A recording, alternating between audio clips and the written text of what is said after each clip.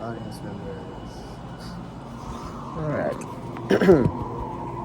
So, it's 1993, and you've been saving up for months because you just found out that the Smashing Pumpkins have announced their first world tour at a venue near you.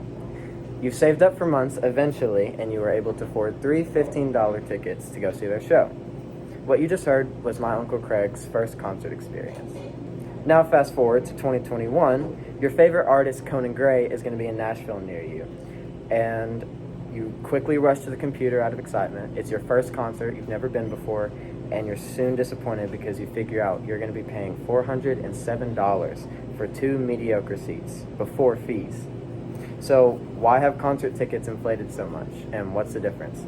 My name is Hayden Powell, and I'm going to be informing you on the inflation of concert tickets and live events. The first reason is streaming platforms. Streaming platforms are convenient to everyone except for the artists. Think about it. You have access to millions of songs for a low monthly fee. This eliminates revenue from album sales directly, so artists have to look at merch and touring for their main source of income. Fun fact, Spotify pays half a penny per every time you stream a song. So think about that. By the time the producer and promoters get their split of that cut, the artist isn't really making that much money. So that's why artists have also felt the need to press things like vinyls and CDs. Here's my favorite album, Kid Crow by Conan Gray.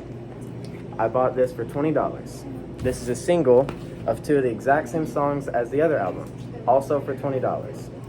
So if we have all this technology, then why are artists still feeling the need to press things like records? Well, that's because it's been a trend and a way that they know that they can make money.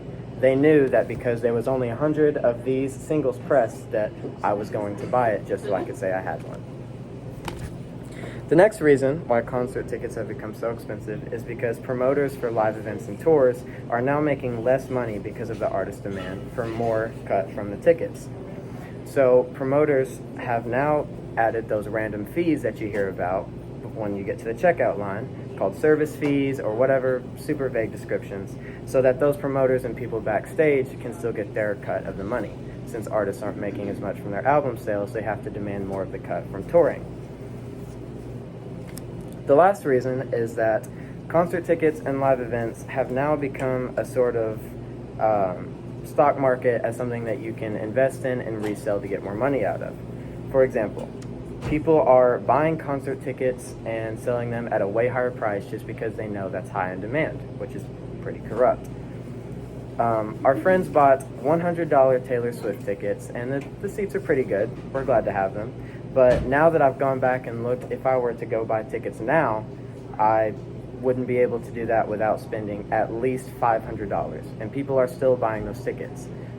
So why is that happening? Because people are buying the tickets initially and then selling them at a way higher cost.